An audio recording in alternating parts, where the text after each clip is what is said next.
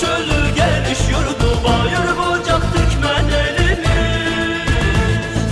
Bölük bölük göçler ile, anlar ile, kervan ile, düştük gurbet illerine biz. Bölük bölük göçler ile, anlar ile, kervan ile, düştük gurbet illerine biz.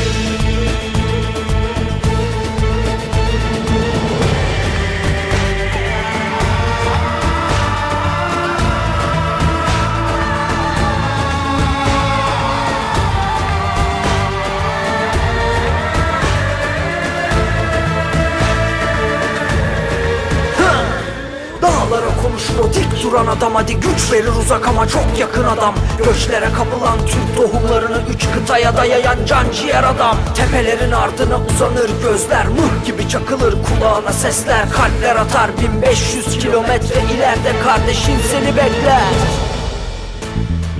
Hamahımız Halep Şam'da, Havranca olan tepelerinde. Beydilli Erbeyli Barak, Bayat Türkmen aşiretimiz.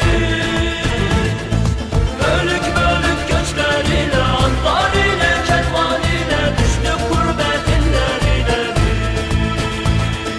Bölük bölük göçler ile, anlar ile, kervan ile, düştük gurbet illerine biz.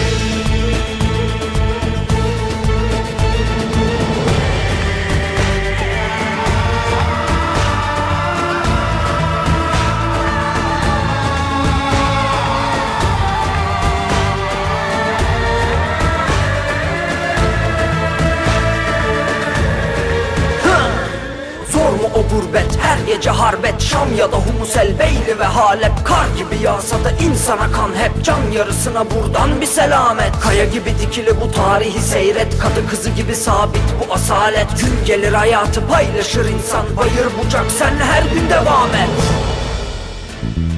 Yüklendi